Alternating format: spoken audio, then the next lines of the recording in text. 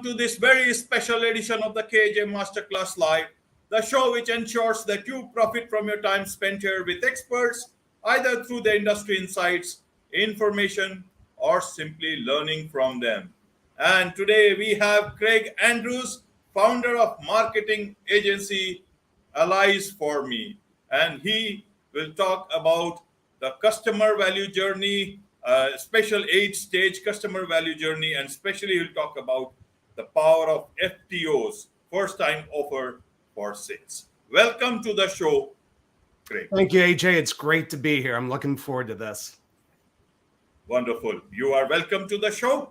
Even I'm looking for learning from you, and so will a lot of people, especially small entrepreneurs, startups and consultants, and a lot of people who wants to, make better sales, because a lot of people are not good at sales at all. And you talk about, about creating an environment where people would want to buy instead of, you selling them. So we'll ask them. So first, to understand from you, Craig, exactly is when you talk of first time offer, what exactly is this first time offer about?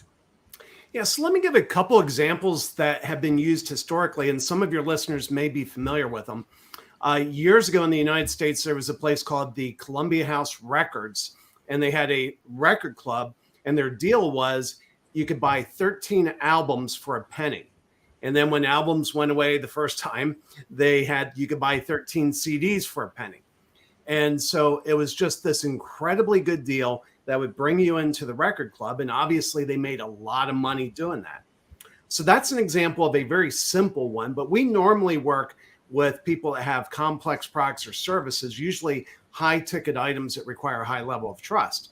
So here's another example from Las Vegas that shows how you can take a simple offer and you make it a little bit more complex. So years ago, there was this dumpy little hotel at the end of the Vegas Strip, and a guy named Bob Stupak bought it and decided to turn it around. And he ran a special that said, if you give me $396, I will give you 3 days and 2 nights in one of my deluxe suites. When you arrive, there will be a bottle of champagne waiting for you. And while you're here, all of your drinks are free. It doesn't matter if you're gambling or not. Even if you're sitting in one of our lounges, taking in the entertainment, your drinks are already paid for.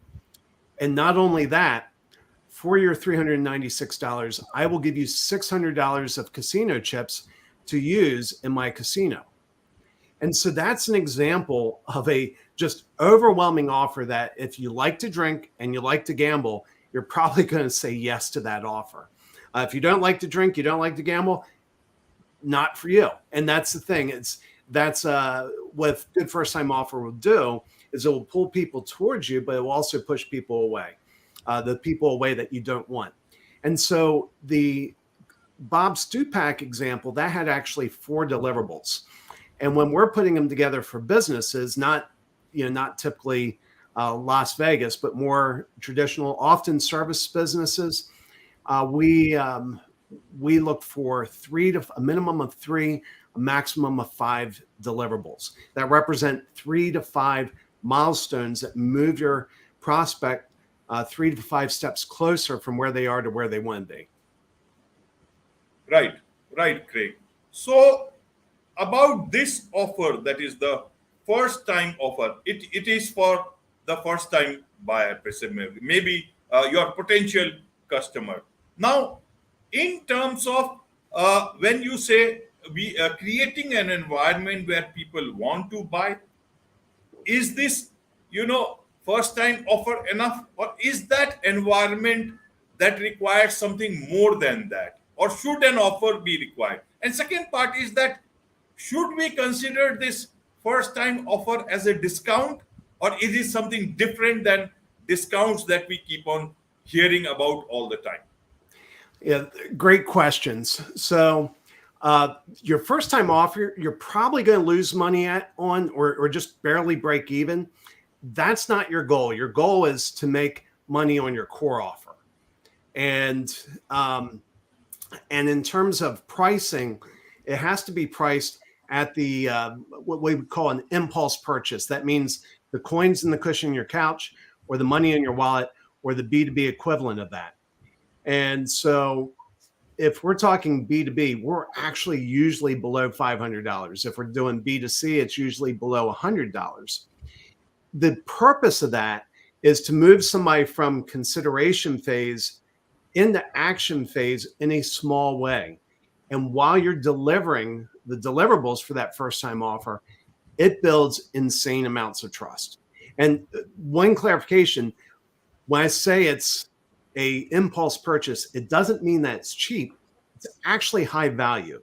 And so if I go through a few things that we make sure it achieves, it delivers a disproportionate amount of value to price. We usually target 10x the value to the price. It solves a problem. And this is really important. It has to solve a problem, because if it's not solving a problem, it's not delivering value. But it also has to leave some problems unsolved. And that's because you want them to go to your core offer. And that's the last thing, is it has to naturally lead towards your core offer. Your core offer is where you make money. So back to your question about, is it a discount? Yes, you could call it that, but we do not recommend running discounts on your core offers. Your core offer should always be full price. As a matter of fact, we found that when you do this first time offer correctly, you can actually charge a little bit more for your core offer. You get out of the pricing game because of the amount of trust that's built up during that.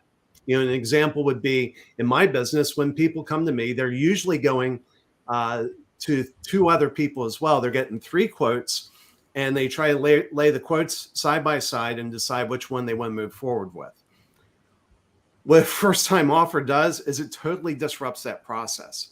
It moves them out of shopping mode and puts them into action mode. And then in the process of doing that, we start building a relationship, and they get something valuable. There's no commitment. They don't have to move beyond the first time offer. They can stop there. But what happens roughly 80% of the time is, once they get the deliverables for the first time offer, they go ahead and move on and become a higher paying client.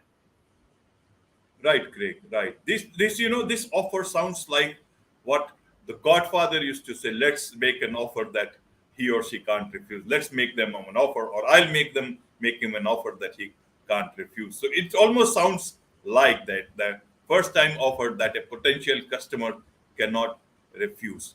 But in terms of, as you said, that people who are finding it difficult to make the sale, and then this is the offer that your potential customer would want to buy, then how do you balance out that urge to make that sale, because you want to make that sale, as well as just make this offer to the potential customer and wait for the customer to buy? Because you talk about it almost like a coffee date. And being a guy, guys are a bit more impulsive. So many a times you want to take that relationship to the next level. And sometimes it can work, several times it will not work. And the date will just not go the right manner.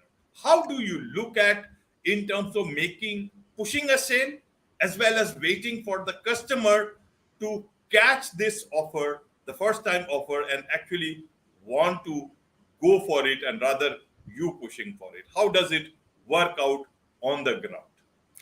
Yeah, so that's a great question. We actually apply zero pressure in the sale. And and my mindset when I'm offering them, and the way we coach clients, should be, don't incentivize your sales guys to sell first time offers. Their job is simply to present them. And our goal, what I found from my business, is roughly half the people that we present the offer to say yes, half say no. And that's good.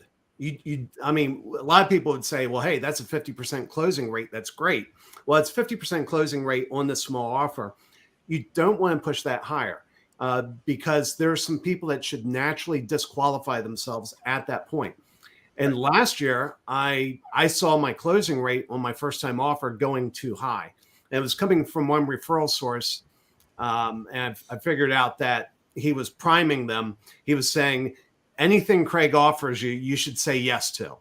And so I had people saying yes that weren't really qualified. And so there's zero pressure on the sales team to sell first-time offers, zero pressure on the customer to buy them. It's really about, it's back to that example of Bob Stupak's casino. If you like drinking and you like gambling, that's just a phenomenal offer. If that doesn't get you in the door, then you're looking for something that Bob Stupak couldn't provide. Maybe you just had this lifelong dream of staying at the Bellagio. Whatever it is, it's something that you can't overcome. You can't sell harder to bring in there. And so I would say it's the same way. When you have a properly structured first-time offer, it's truly irresistible. Somebody who is a serious qualified buyer, when you present them with that offer, the only answer they will give is yes. Right, Craig. So how should I, as a small business or, as entrepreneur, startup, present my first-time offer, and especially online? Is it that you have to present it only offline while real world meeting, offline meeting, or can it be also presented online? Do I have to put it on my website, or is it that when you present it only when there is an inquiry from a customer? How does it work actually in the online world? Because a lot of small businesses are existing online, and they want to make the sale, they want to go for lead generation, and that is where you don't have, these small businesses do not have that sales wherewithal. A lot of people in terms of this team, maybe just a couple of people in that business. So how can they introduce this sort of a first-time offer in their online existence?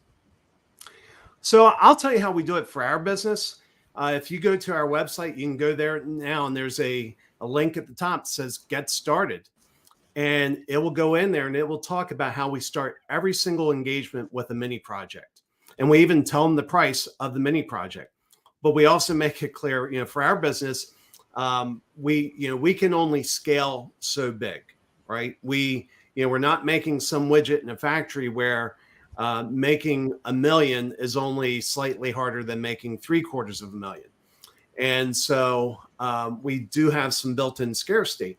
So we say in ours that, if this looks interesting, fill out this form and we'll schedule a call. But we also at the same time don't guarantee that we will sell that to them. That basically there's a qualification process.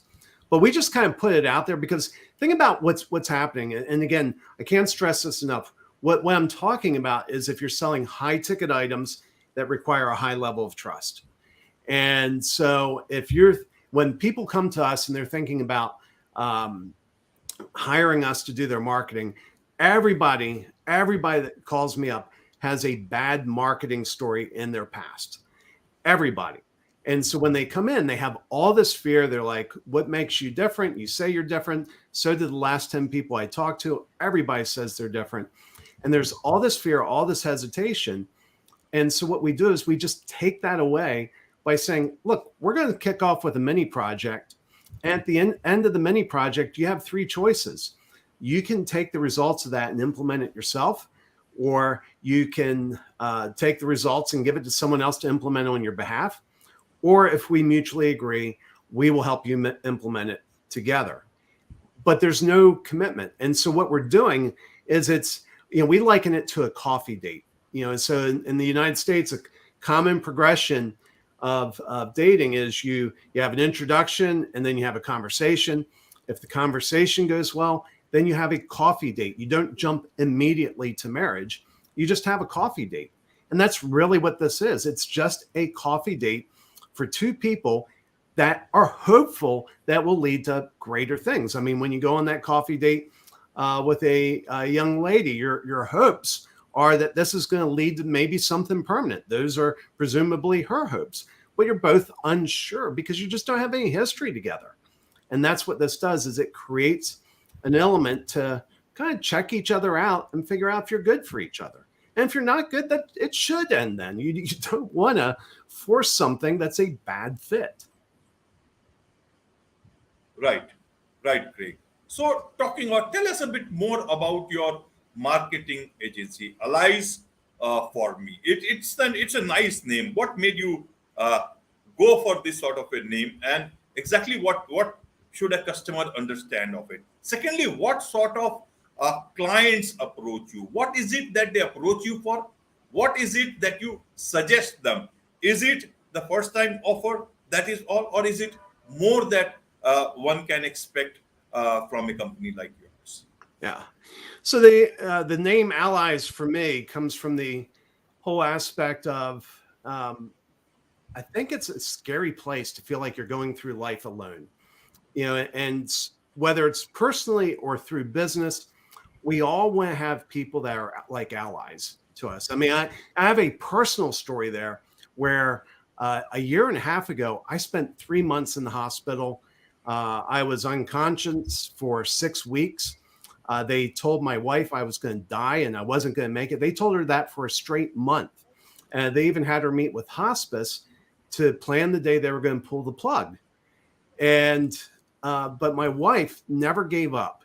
She was in the hospital fighting for me. And while I was in a coma, I actually heard her. I actually heard her speak to me. I actually also heard the doctors. But when I woke up, I repeated back word for word things that my wife said to me when I was unconscious. And so in that way, she was my ally. And today is our wedding anniversary, and we're so excited that we are going through life together. Well, if you're running a business, you need people in your court, like my wife was in my court, and for me. And I can tell you very seriously, I would not be alive today if it were not for my wife. I can point to specific examples where if she hadn't been there at exactly the right time, I probably would have died. And so businesses need allies, need people that are in their court, and that's kind of the vision. So in terms of who we work with, it's really if you can buy it on Amazon, or you could conceivably buy it on Amazon, we're not the right folks for you. But if you have a high ticket product or service that requires a very high level of trust, on the B2C side, that has been financial advisors. On the B2B side, we've got a client that does outsourced software development for other companies. We've done professional liability insurance for attorneys. It's more complex, high ticket products that require a lot of trust to engage. And so we have a framework that includes the first time offer. The first time offer is kind of unique. You'll find other parts of the framework in many, from many marketers. But the way we've structured this is a little bit unique. It took a little bit of time. When I first realized this was something I needed to do, I started working on it, and I failed for almost 18 months. It took about 18 months before I sort of got it working. And then over the years since then, really fine-tuned it and dialed it in. And we've made a lot of the mistakes in putting these together, and we can help others avoid making those mistakes, same mistakes that we did. Wonderful, wonderful. First, congratulations on your marriage anniversary. And I read your story about your drug-induced coma, about how you have called your wife an angel, and she indeed is. That's very much clear. And you look hale and hearty, and you are adding value to not just your family, but also to a lot of businesses everywhere. And I'm sure that would be the last time you were in hospital. You will be hale and hearty for a long, long time. And this is what great stories are all about. And great stories always have some, angels in them. So I'm sure this story will move very, very well. So how do people, connect with you and engage with you professionally, know more about what exactly you do, about in terms of your business, how they can connect with you and know more about you as well as the business, and also professionally engage with you. Yep. So they can come to our website, alliesforme.com. That's ALLIES, the number 4, and then me.com. And go to the Get Started page. And like I said, we just lay it out. And we can tell you, if the way it would work is we would jump on a phone call, we'd talk to you. We have to be convinced we can actually help you before we engage. And if we did, then the first thing would be a little mini project and we put it on our website. It would be $497. If we and that's not an offer. That lawyers want us to clarify that that's not an offer. That's if it makes sense. If we think we could help you, that would be the first step in it, and that would be that coffee date. But I've made a gift for your audience. And if they go to the same website, alliesforme.com/KAJ, it will take them to a page where they will get a guide to building a first-time offer. And this is where you learn some of the mistakes. Learn from my mistakes. Please don't repeat my mistakes. Download that guide to avoid that. But we also give 23 days access to the course. We have a self-paced course. So typically people work with us. We do a full-day workshop with somebody building it. But some people just want to do it through the self-paced course. You get 23 days access. And the reason we limit it to 23 days is because we know how this goes. I've signed up for courses. Somebody said, sign up here, get our free course. I've never gone back to that course. Right. We're in the business of changing lives. And I know if I put a 23-day limit on it, the probability of you going in there, putting it to work, and it changing your business goes up exponentially. That's my goal. That's why the limit is there. But if you sign up, I'll reach out to you to make sure that you're making progress on your goal.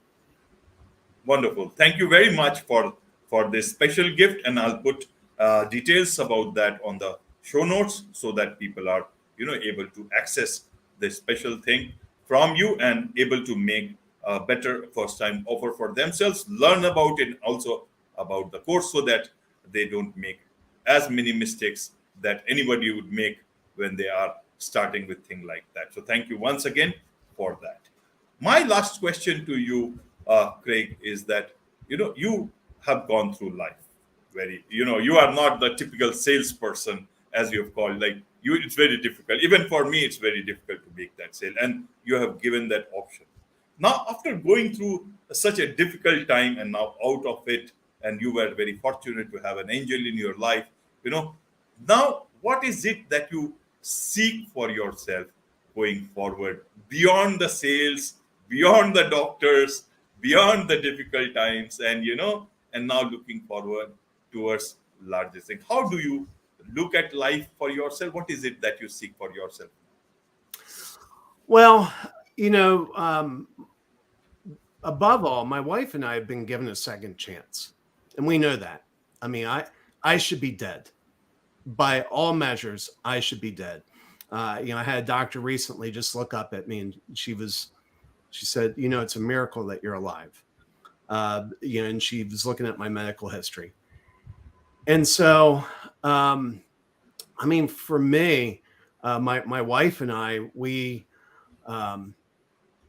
to live a life that honors her. We want to celebrate the gift that we've been given. We also believe that part of that gift comes from God. That part of the reason I'm alive is, God. The way I put it is, God grabbed me by the back of the collar and yanked me off the ledge. And so we want to live a life that honors Him. And when we do that, when I do my work well, there was a famous runner, I forgot his name, and he said that when I run, I bring glory to God. And so when we help businesses engage with their customers in a way that makes them feel better and makes their customers feel better, I feel like I'm using my gifts in a way that honors God. Wonderful. Wonderful. On this positive note, it's a wrap on this very special edition of the KJ Masterclass Live. Thank you so much indeed for joining us.